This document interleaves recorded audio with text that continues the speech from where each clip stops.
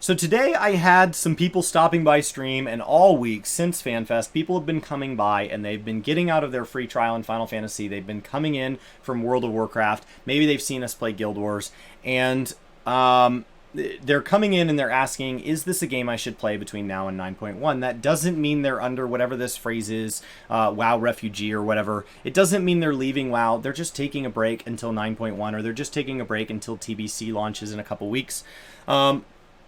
It's not any more than that. They don't have to be coming over full time. They just want to try the game out and see what it's about. And they have questions about what some of the terminology is in game. And I wanted to go over some of what the most common things people are coming to the game from, saying they wish there was more of. The first up is raiding. People have left WoW right now, and they're waiting for the next raid to drop. And so they're like, you know what? I'll just get caught up in 14 and try out their raiding system. I understand they have one. What's going on here? Final Fantasy content is split into two party sizes for the most part.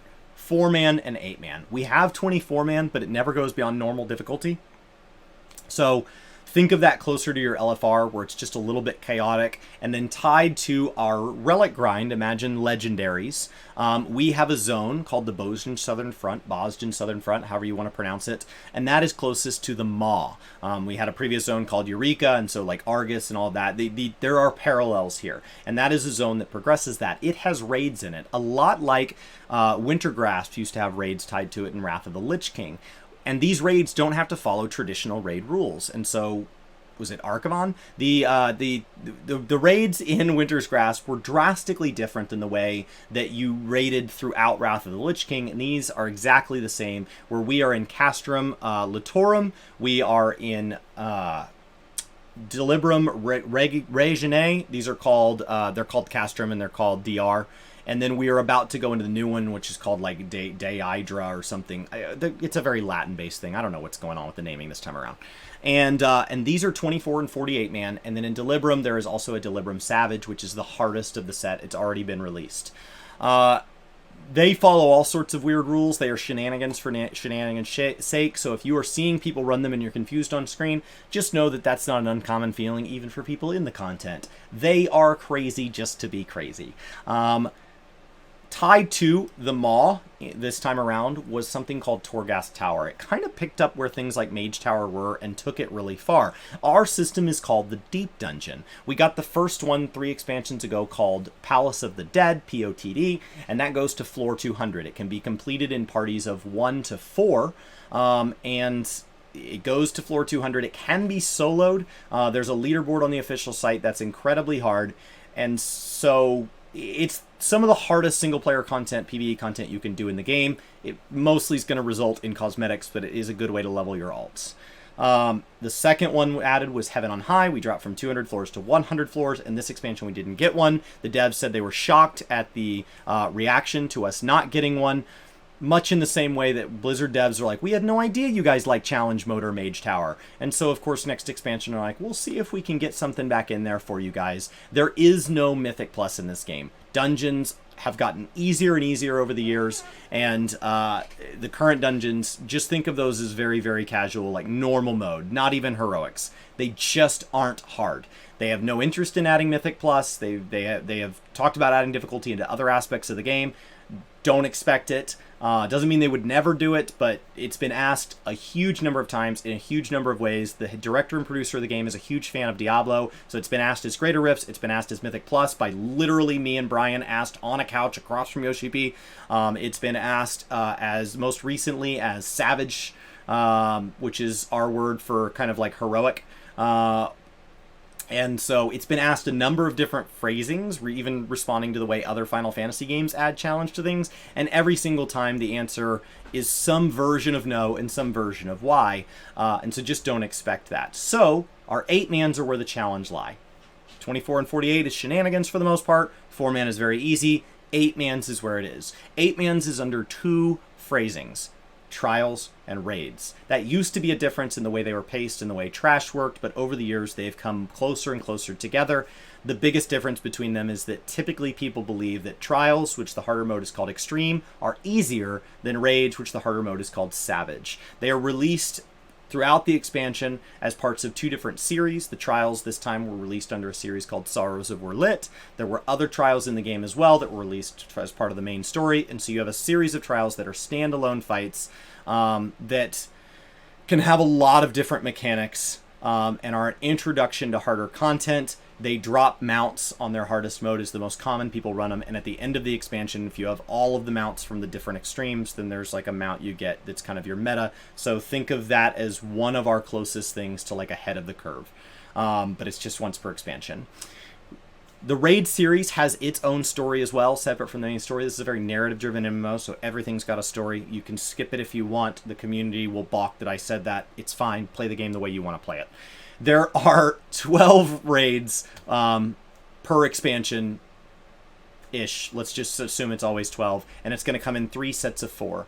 Each boss, instead of Nathria being where you're going to have to go through, and in theory you're going to clear these raids in one go, but different raids over the years have allowed you to maybe choose the order of the bosses or be more in order.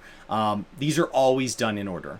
They are done in 3 sections, released on the different patches. 0.1, 0.3, 0.5. And then in between we have, Alliance raids are on 0.1, 0.3, 0.5, the odds. And then on evens, 0.0, the new expansion, 0.2, 0.4 is when we get our other ones. I don't know, I'm getting that mixed up in my head, but there's a pattern.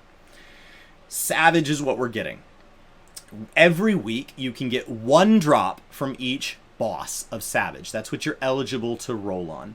After you get your drop for the week, after you win a roll on the item that you want, you can't go back in. In normal mode, the way this works is through a token system that eventually loosens up and they let everybody grab whatever they want. In Savage, it kind of stays a little more gated because this is how you chase best in slot.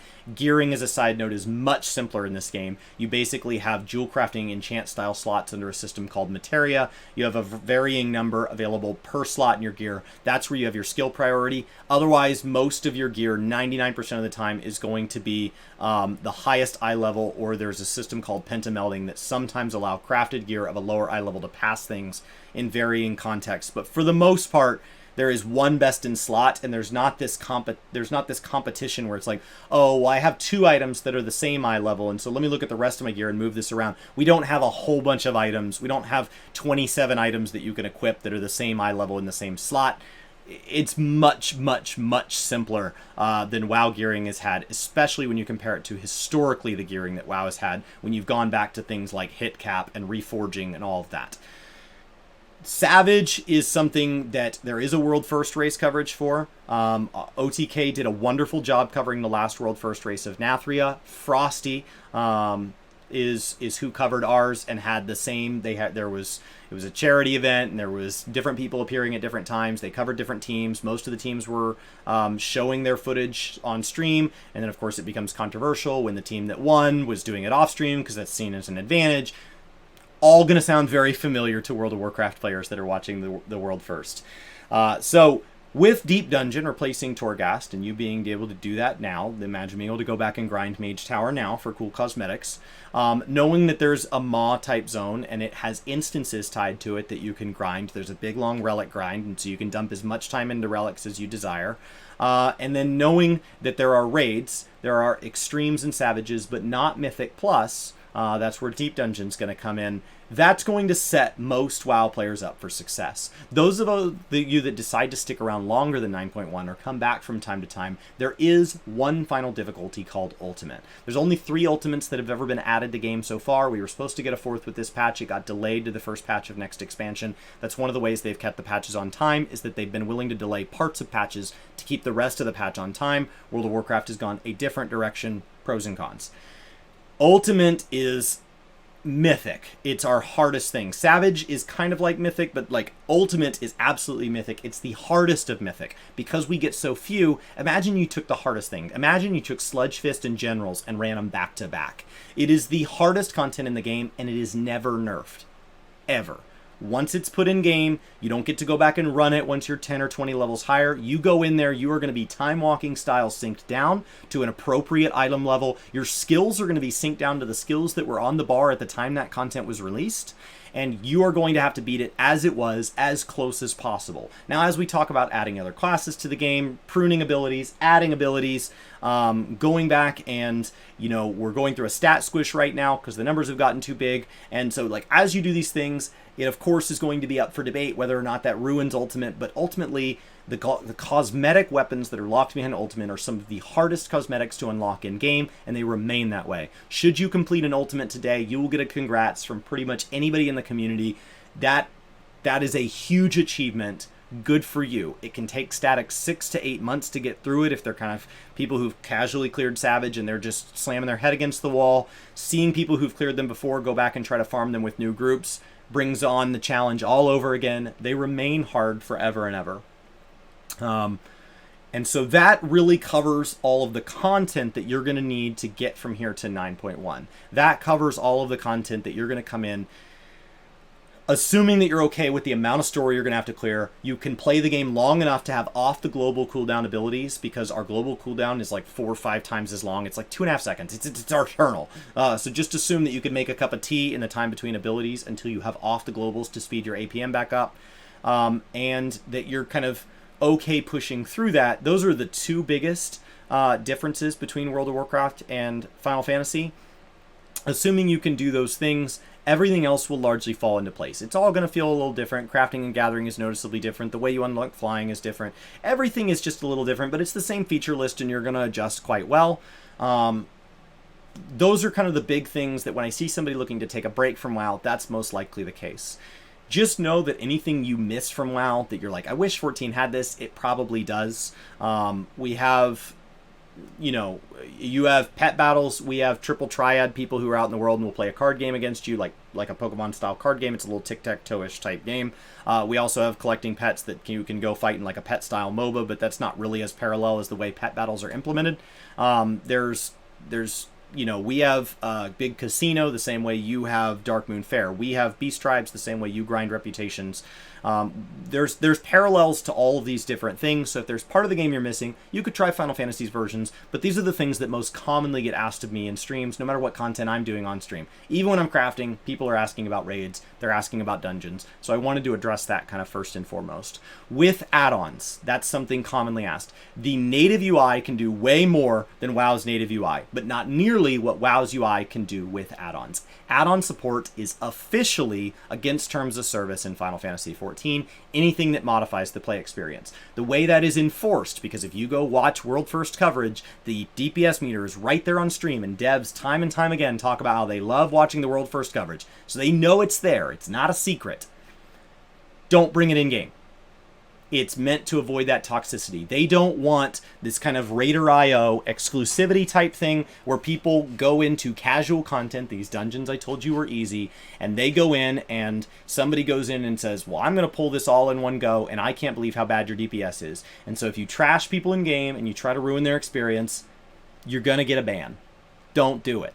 Just keep it to yourself. We have a system by which you can find other people that want to play the way you want to play. You can go join a guild, which is called a free company. You can go do all these things. There is, multiple communities that are more than happy to talk trash about the casuals off platform. But don't ruin someone else's experience.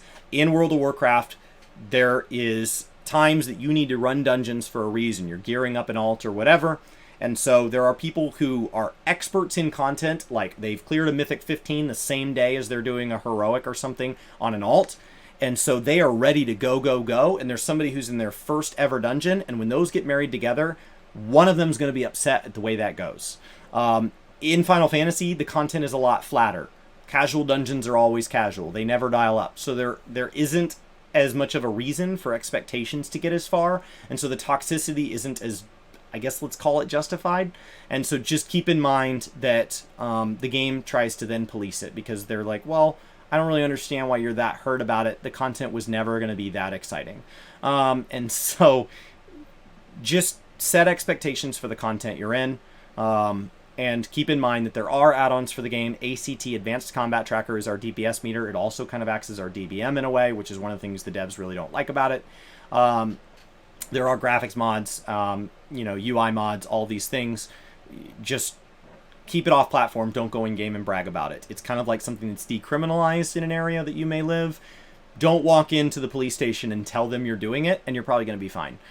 Just use it as a tool of self-improvement. I use it at least once a week on stream to share with people how I'm improving at classes. I've never had a problem, but I am not showing it on stream and then pointing at people's names and offending them. If you are a content creator, you can change people's names to being initials so that if you say, man, I wish this bard was doing more, you're not accidentally calling out that bard by name. You're saying, man, I wish people in my party were doing better, and you're not singling somebody out where they could go get messages and hate in game, which is really the goal. They just don't want somebody having their experience ruined for no freaking reason.